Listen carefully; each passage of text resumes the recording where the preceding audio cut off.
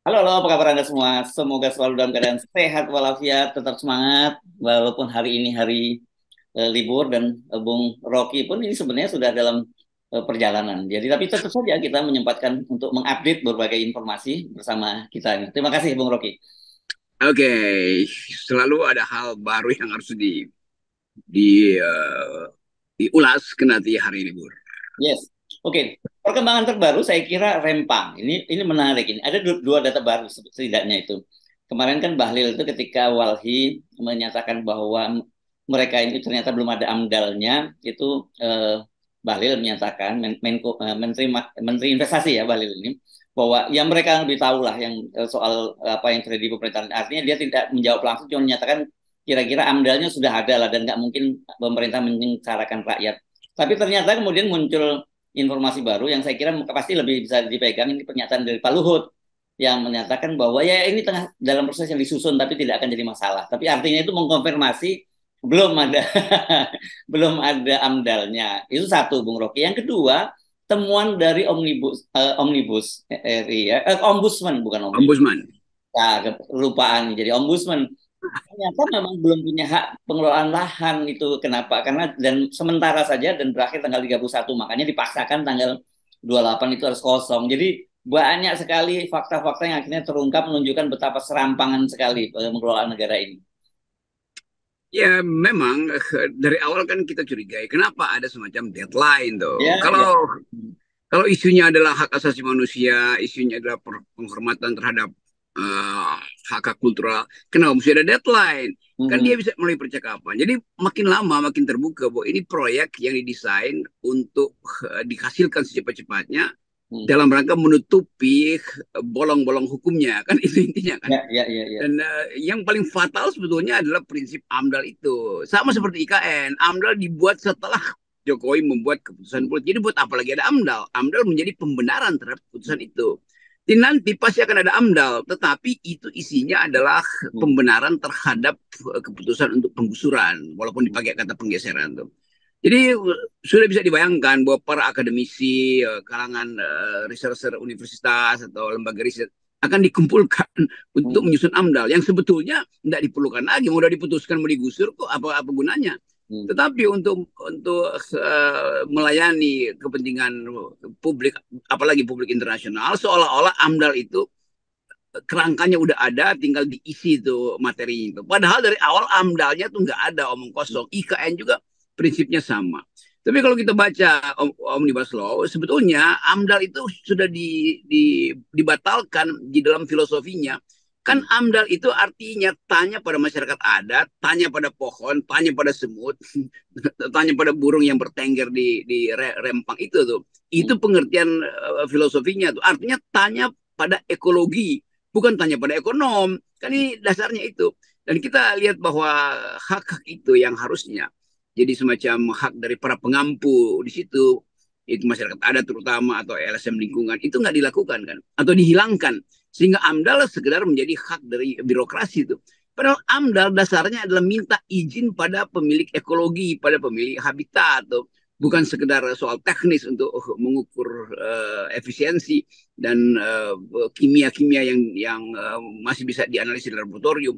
AMDAL adalah pengertian dasar dalam hukum lingkungan bahwa hak-hak primer dari pemilih ekologi itu yang mesti dimintakan izin, bukan pemerintah yang menentukan izinnya dari mana. Itu jadi dari awal Omnibus Law memang membatalkan filosofi dari AMDAL. Jadi kelihatan benar ya sekarang proyek-proyek itu dihajar saja ya. Pokoknya soal kan kalau amdalnya itu menyusul, artinya ya cuma untuk sekedar syarat administrasi saja gitu ya. Tapi soal tadi bahwa amdal itu dasarnya tadi itu soal bagaimana respon masyarakat adat, bagaimana soal lingkungan dan lingkungan hayati dan lingkungan lingkungan ininya, pokoknya lingkungan semuanya di situ itu ya sebenarnya nggak masuk dalam kalkulasi pemerintah sekarang gitu. Itu namanya yang disebut summary execution itu. Jadi pokoknya eksekusi aja dulu. Ya. Yang soal-soal nanti disusulkan. Jadi Hmm. ini satu pelanggaran prinsip pertama dalam hukum lingkungan. Yang kedua, kalau Hmm. kita lihat sebetulnya makin lama makin terbuka bahwa yang ada di belakang pabrik-pabrik ini juga adalah kepentingan modal oligarki dalam negeri. Ya Ya. paling 4-5 orang aja tuh. Jadi kalau ditanya apa yang disebut sebagai proyek strategis nasional, yaitu proyek dari 4 orang. Sebetulnya itu dasarnya kan. Hmm. Sehingga diputar kemanapun kita tetap tahu bahwa yang disebut proyek strategi nasional, apalagi disebut proyek strategis presiden, itu adalah kong kaling kong antara DPR, kabinet dan pemodal yang dari luar negeri pasti pakai tameng dalam negeri itu, atau yang dalam negeri itu ngincer keuntungan di rempang itu dengan membeli beberapa saham yang tersembunyi dari investor asing tuh. Jadi ini pola yang udah kita kenal dari awal bahwa kapital itu tidak mempedulikan soal habitat dan kapital itu pasti menerobos sampai ke ruang rapat partai. Ya, dan kemudian untuk melakukan itu banyak sekali manipulasi ya, Bung Rocky juga hoax yang ditebar oleh para pejabat pemerintahan gitu. Karena kemudian belakangan selain tadi itu omnibus melulu saya salah melulu. Itu detail sekali ketika temuan-temuan yang disampaikan oleh ombudsman itu sangat detail ya. Tadi fakta belum punya HPL-nya, sekarang ternyata kemudian amdalnya tidak ada, belum lagi soal keberadaan masyarakat di kampung tua itu yang kemudian memang bukti-bukti sejarah historis, dan juga kalau kita lihat yang lain-lainnya itu menunjukkan bahwa memang ini lahan sudah dimiliki oleh warga sejak jauh sebelum Indonesia merdeka. Jadi saya nggak berlebihan kalau kemudian muncul semacam sarkasme itu dari Sultan ya, di Sultan Lingga kalau tidak salah yang menguasai wilayah ini, bahwa dulu mereka-mereka ini adalah pejuang untuk mengusir penjajah. Tapi sekarang setelah Indonesia merdeka gitu, mereka malah diusir oleh negara gitu. Kan ini sebuah ironi. Kita punya fasilitas yang kita sudah dari ombudsman itu di negara-negara beradab itu, terutama Ya, tradisi Eropa itu. Kalau ombudsman udah kasih semacam sinyal, bahkan baru dalam bentuk pernyataan yang sangat mungkin belum bersifat formal, maka pemerintah udah malu sebetulnya. ya, Kan fungsi ombudsman adalah menegur pemerintah supaya etik di dalam pembuatan polisi itu diperbaiki itu. Jadi nggak perlu lagi tunggu hukum. Tetapi di kita ombudsman itu nggak pernah didengar. yes. Padahal justru pikiran ombudsman itu yang kita sebut sebagai imperatif etik dari kebijakan tuh. Ombudsman dibentuk justru untuk memberi sinyal awal, wake up call. Pemerintah, Anda secara etis kacau loh. Ombudsman memang tidak punya legal standing untuk memperhatikan secara hukum. Tetapi justru kita hormati ombudsman itu semacam super ego dalam psikologi yang menegur kita tuh. Ego Anda itu salah loh. Jadi fungsi ombudsman itu sekarang pasti diabaikan pemerintah. Pemerintah akan bilang ini apa sih urusan ombudsman? Padahal sebetulnya kemuliaan dari sebuah negara demokrasi, kalau ombudsman udah bicara, itu artinya udah dipermalukan pemerintah tuh. Jadi itu intinya tuh. Dan kita sebetulnya paham bahwa semua yang dibahas berminggu-minggu soal rempang itu, dari awal kita tahu ini adalah pelanggaran etik, pelanggaran ekologi, sekaligus upaya untuk uh, apa oligarki mau menyusupkan kepentingan dia dengan memanipulasi hukum. Jadi itu intinya tuh. Tetapi memang akan terbuka terus-menerus karena nggak mungkin dokumen-dokumen itu disembunyikan. Semua dokumen bisa diakses oleh publik atas dasar keterbukaan hak publik untuk mengetahui informasi kan. Jadi apapun yang diucapkan Bahlil dan akhirnya dibantah oleh Pak Luhut, karena kita tunggu Bahlil silakan berbantah-bantahan dengan Pak Luhut kan. Jadi sebetulnya dari awal kita mengerti bahwa ini upaya dari oligarki politik dan oligarki ekonomi untuk menyelundupkan kepentingannya. Di belakang upaya penyelundupan itu berjajar 2, 3, 4 tokoh publik yang juga menguasai industri-industri ekstraktif, dan seolah-olah mereka merasa bahwa tunggu aja, toh pada akhirnya akan diizinkan tuh, karena ada deadline. Tapi mereka lupa bahwa rakyat akhirnya mengambil inisiatif di seluruh Indonesia sekarang, di Lampung, di Kalimantan Tengah, tuh di Gorontalo semacam, NTT, Maluku, timbul gerakan kesadaran bahwa kami nggak mau ditipu tuh, bahwa AMDAL itu adalah hak kami, bahkan hak nenek moyang kami itu.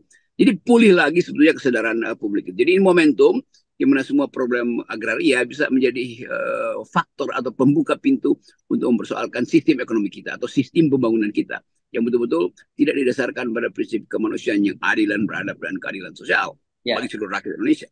saya sepakat dengan Anda soal posisi omnibus law, dan soal omnibus law melulu, soal ombudsman, lalang dulu saya. Ini dekat ya sama-sama omnya gitu, ombudsman ini.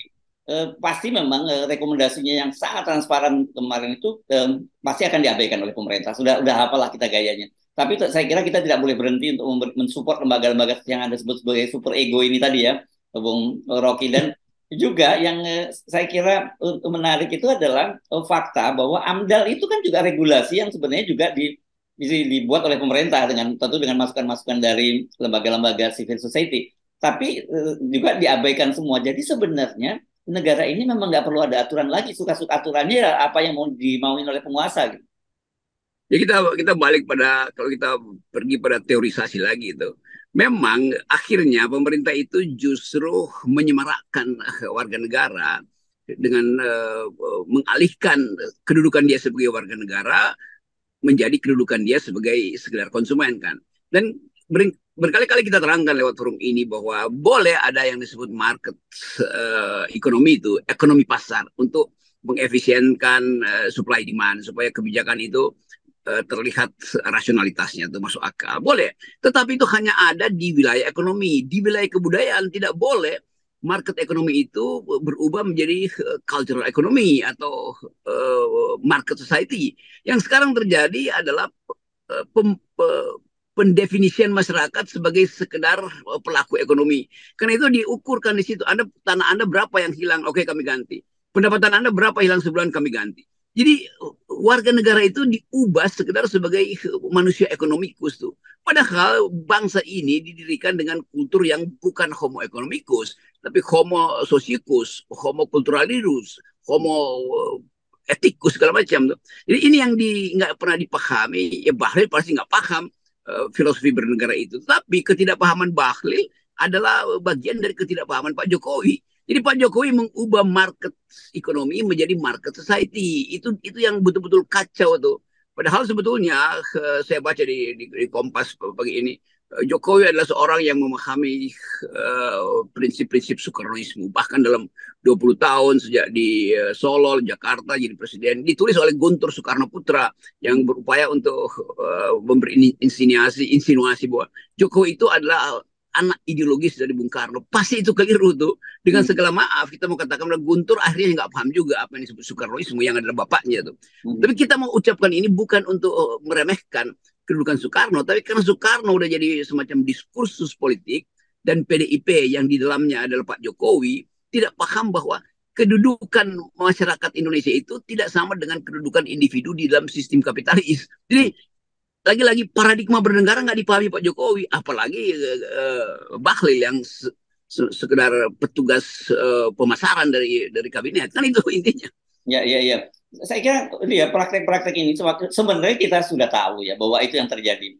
Tapi fakta-fakta yang terbuka kepada publik ini semakin membuka mata publik lah setidaknya. Karena kan wacana-wacana semacam ini itu kan terbatas pada para orang yang memang aktif di masalah lingkungan, terus kemudian yang di kalangan media dan sebagainya. Publik awam, saya kira itu selama ini mereka tidak memahami, baru ketika mereka mengalaminya gitu ya, seperti yang terjadi di Rempang ini, mereka menjadi paham, oh begini negara itu dikelola. Dan ini sebenarnya masyarakat Rempang ini bukan masyarakat, bukan mereka yang pertama kali, banyak sekali kasus-kasus serupa, cuma memang jauh dari sorotan publik. Iya, saya kemarin di Padang itu juga bicara soal apa pandangan Muhammad Hatta tentang masalah-masalah agraria hari ini. Kita bikin imajinasi bahwa kalau Muhammad Hatta ada dalam perdebatan hari ini, dia akan batalkan semua kebijakan itu. Karena itu bertentangan dengan prinsip kooperasi yang diajarkan oleh pendiri bangsa ini nih. Demikian juga pada waktu yang sama di Sumatera Barat ada penggusuran hak rakyat dalam soal apa namanya, eksplorasi panas bumi itu. Jadi akan bangkit gerakan-gerakan dari Lampung, mahasiswa bersama petani mempersoalkan hak agraria itu. Saya kira ini satu orkestrasi baru yang didasarkan pada tadi istilahnya betul itu, kesadaran baru dari rakyat bahwa mereka sebetulnya hak eksistensial mereka, yaitu habitus, itu dihilangkan dari kebijakan-kebijakan Pak Jokowi. Jadi Pak Jokowi memang bukan wakil dari wong cilik, gampangnya begitu. Walaupun Jokowi tetap dielulukan sebagai orang yang paham tentang kerakyatan, tapi akhirnya kita mesti bikin evaluasi bahwa sejak dari Solo Pak Jokowi memang nggak paham tentang wong cilik. Dan kita mulai curiga, kalau begitu waktu Pak Jokowi berhasil untuk memindahkan apa namanya, pedagang Dagang. kaki lima yang menjadi dasar legitimasi dia sebagai rakyat, itu dasarnya apa? Negosiasi atau itu sebetulnya di balik layar ada sogok menyogok di situ kan. Nah, Hmm. kita mulai meragukan apakah reputasi Pak Jokowi selama 22 tahun ini sih dari Solo itu betul-betul mewakili seorang yang punya visi atau paradigma wong cilik, atau dia sebetulnya agen aja dari satu sistem berpikir kapitalistis. Ya, ya, ya. Oke, ya, jadi makin terbuka dan saya kira eranya sekarang memang dengan media sosial itu tidak bisa lagi ditutup-tutupi. Kalau dulu mungkin hal-hal semacam itu mungkin menjadi persoalan lokal gitu ya, Bung Rocky ya. Kalau sekarang ini titik-titik merah itu sekarang sudah mulai bertemu gitu dan itu bisa terlihat bagaimana gerakan dengan solidaritas di Rempang gitu. Dan saya kira ini harusnya jadi alarm tanda bahaya buat pemerintah. Ya, ini tanda bahaya pertama dan mudah-mudahan pemerintah tidak melihat ini sebagai tanda bahaya sehingga dia terjebak dalam bahaya tuh. Karena kita ingin sebetulnya ya udahlah, ini kan udah terjadi momentum gerakan sosial dan pasti banyak pejabat mungkin di Batam itu satu dua pejabat yang tahu masalah ini lama-lama akan membuka bahwa ini ada file yang sebenarnya dipalsukan. Ini ada keputusan hukum yang tidak benar atau apa namanya, detail narasi yang pernah dibicarakan 20 tahun yang lalu. Mungkin ada pejabat yang juga merasa bahwa saya mesti buka lah bahwa dari awal Batam ini adalah persekongkolan. Yes, oke. Okay. Baik, terima kasih Bung Rocky dan kita tunggu ya fakta-fakta baru yang akan terbongkar lagi dan kita ya aku yakin itu akan terjadi gitu ya. Betul. Ya, oke. Okay. Terima kasih Bung Rocky tetap 0% ya. Yes, 0% tetap.